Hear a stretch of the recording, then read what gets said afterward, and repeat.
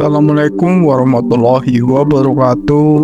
Kembali lagi dengan saya Rama di Ruang Sunyi yang akan menemani malam kesendirianmu. Untuk kisah yang saya bawakan kali ini berjudul Teror Pocong Saat Jaga Pos Ronda. Sebelum masuk ke ceritanya, tarik selimutmu, matikan lampu kamarmu.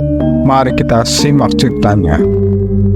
Bagian kedua, Ridwan sambil mengingat-ingat kejadian malam itu. Kembali, suasana tegang masih menyelimuti kamar Ridwan saat Kang Benny mendengarkan ceritanya dengan seksama. Betapa terkejutnya Kang Benny mendengar kisah itu. Anto pun hanya terdiam, wajahnya penuh ketidakpastian, merasa bahwa ancaman pocong mungkin masih mengintai desa mereka. Kang Benny kemudian memutuskan untuk meredakan ketegangan itu. Ridwan, istirahatlah kembali. Kita akan mencari tahu lebih lanjut tentang apa yang terjadi. Jadi kamu cukup istirahat dengan tenang. Semoga lekas sembuh dan bisa beraktivitas seperti biasanya, ucapnya dengan suara yang penuh kepedulian. Lalu Kang Benny mengambil segelas air putih yang ada di atas meja. Ia menaruhnya di depan Ridwan lalu mengangkat tangan untuk mendoakan air tersebut. Lalu setelah air gelas itu diberi doa oleh Kang Benny meminta Ridwan untuk meminumnya dan sedikit untuk mengusap wajahnya. Setelah itu Kang Benny dan Anto berpamitan dari rumah Ridwan, meninggalkan temannya untuk istirahat. Saat Kang Benny dan Anto berjalan pulang, tak disangka mereka bertemu dengan Ferry dan Barkah di tengah jalan. Kang Benny menyapa keduanya dengan ramah sambil memberikan isyarat untuk berhenti sebentar. "Woi, assalamualaikum.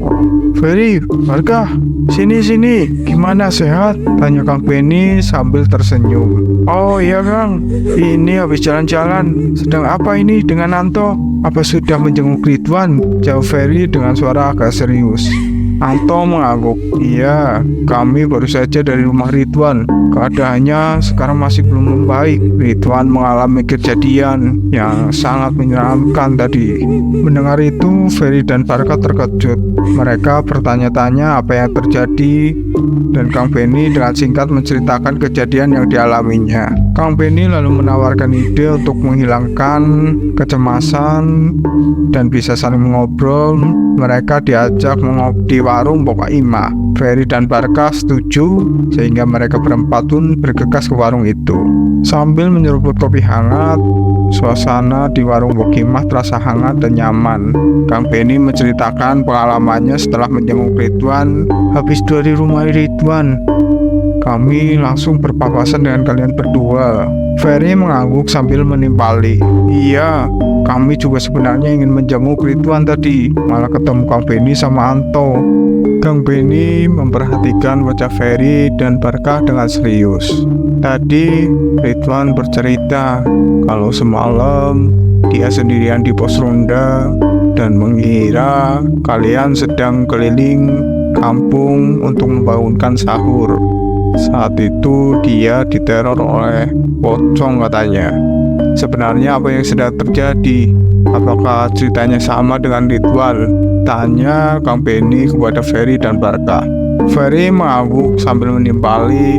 "Ya, setelah kami selesai keliling kampung, saat kembali ke pos ronda, Ridwan sudah tidak ada di sana. Kami gak sengaja meninggalkannya karena kita lihat Ridwan itu kelihatan capek.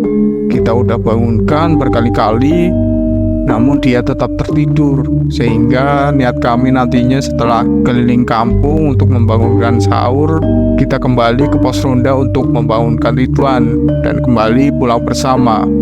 Kami juga tidak menduga kalau Ridwan diteror seperti itu. Saat kami kembali ke pos ronda, Ridwan sudah tidak ada. Jadi kami kira Ridwan itu sudah pulang, makanya kami juga ikut pulang." Seperti itu Kang Benny ceritanya. Ketika mendengar penjelasan dari Ferry dan Barkah, Kang Benny merenung sejenak. Ini semakin membingungkan ujarnya. Tapi satu hal yang pasti, kita harus mencari tahu apa yang terjadi dengan Ridwan dan mengatasi masalah teror ini secepat mungkin. Setelah hobi pertama selesai, Mereka pun berpamit dari warung Bokima. Ferry dan Barkah menuju rumah Kang Ridwan. Kang Penny dan Anto kembali ke rumah masing-masing. Malam Selasa berikutnya, Kang Penny, Anto, dan Agus kebagian jadwal untuk melakukan ronda di kampung mereka. Suasana malam itu sedikit dingin karena gerimisnya turun perlahan. Mereka berjalan di sepanjang desa sambil mengobrol tentang keseharian mereka dan beberapa hal yang terjadi di desa. Mereka sampai di pos ronda. Terlihat pos ronda itu sangat sepi. Benar juga, dingin-dingin kayak gini enaknya ngopi kayaknya ya. Usulanto merasa kedinginan karena suasana saat itu cukup dingin. Kang Penny dan aku setuju. Anto inisiatif pulang ke rumah untuk mengambil remote air panas dan kopi. Setelah beberapa saat, Anto kembali terengah. Wajahnya pucat karena ketakutan. "Anto, ada apa Anto?" tanya Kang Penny khawatir. Anto mengambil nafas dalam-dalam sebelum dia menceritakan apa yang dialaminya. Saya melihat pocong, Kang. Banyak puntung di jalan tadi," ucapnya dengan suara gemetar. Kang Penny dan aku saling memandang, terkejut dan khawatir. "Wah, ya benar. Lucu juga, tenangin dulu. Sini, ini aja," kata Kang Penny dengan suara berusaha menenangkan. Aku menambahkan, "Walah, apes kita pasti diteror pocong ini. Bahaya ini. Bagaimana ini Kang Penny?"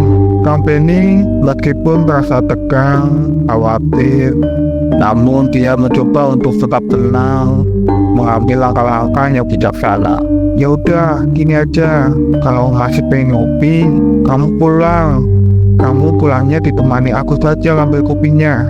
Aku yang jaga di sini di pos ronda. Kalau ada apa-apa, kalian bisa langsung telepon aku, dan aku juga langsung pinggirkan kentongan nantinya." Anto dan Agus mau setuju. Merasa lega karena dengan hati-hati mereka berdua berbalik dan bergerak menuju rumah untuk mengambil kopi. Sementara Kang Penny tetap berada di pos ronda sambil berjaga-jaga kalau ada apa-apa. Anto dan Agus kembali dengan membawa kopi yang sudah dengan membawa termos, air panas, dan kopi. Setelah itu mereka menyeduh kopi untuk menemani malam ini dengan kehangatan. "Yaudah, yuk ngopi.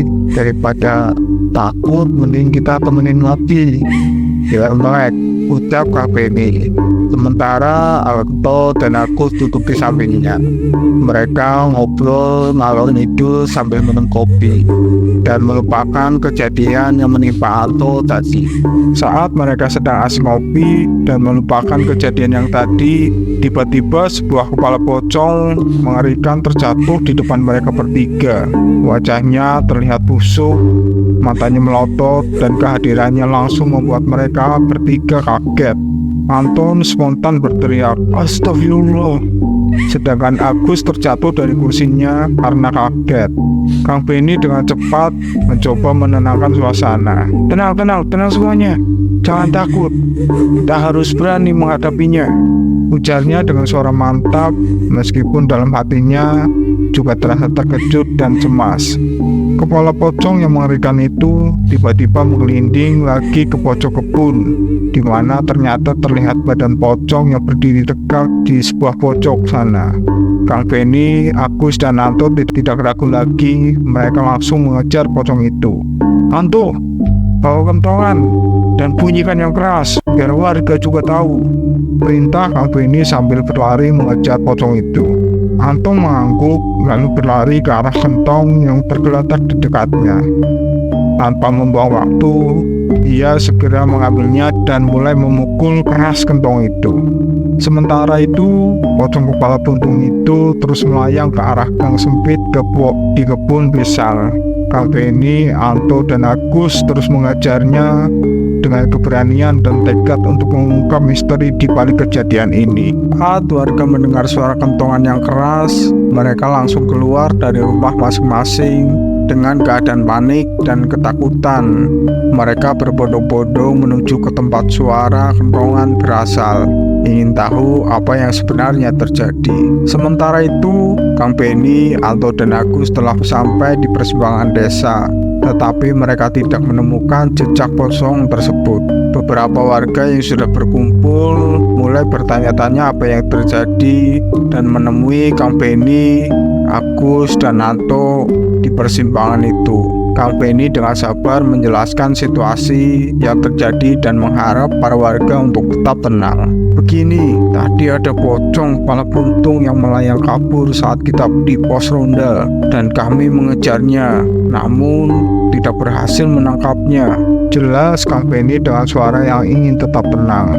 Warga terkejut mendengar penjelasan itu, tetapi mereka tidak ingin membiarkan keadaan tetap begitu saja. Mereka segera berembuk atau berdiskusi untuk mengatasi masalah ini. Baiklah, kita akan membagi beberapa kelompok untuk keliling kampung. Jika ada yang melihat pocong itu, langsung bunyikan kentongan. Warga lainnya siap-siap mencari dan memberikan pertolongan setelahnya, usul Kang Benny kepada warganya.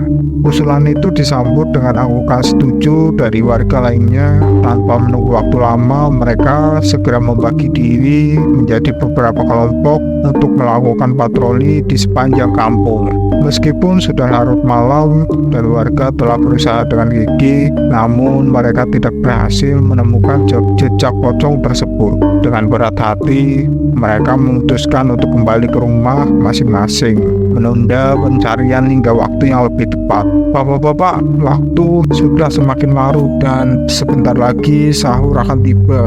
Sebaiknya kita kembali ke rumah masing-masing untuk beristirahat dan siap-siap untuk sahur, ujar Kang Benny kepada warganya. Warga yang lain mengaku setuju sambil mengucapkan doa-doa untuk keselamatan desa mereka dari ancaman yang tidak diketahui. Kang Benny, Anto, dan Agus bersama dengan warga lainnya kembali ke rumah masing-masing dengan hati yang masih khawatir dan penasaran. Sebenarnya ada misteri apa di balik munculnya pocong tanpa kepala? Saksikan kisah selanjutnya hanya di channel Ruang Sunyi. Bagi kalian yang belum subscribe channel kami, silakan klik tombol subscribe, dan jika kalian suka dengan cerita ini, jangan lupa untuk komen, like, dan share. Nantikan cerita-cerita horor lainnya hanya di channel Ruang Sunyi.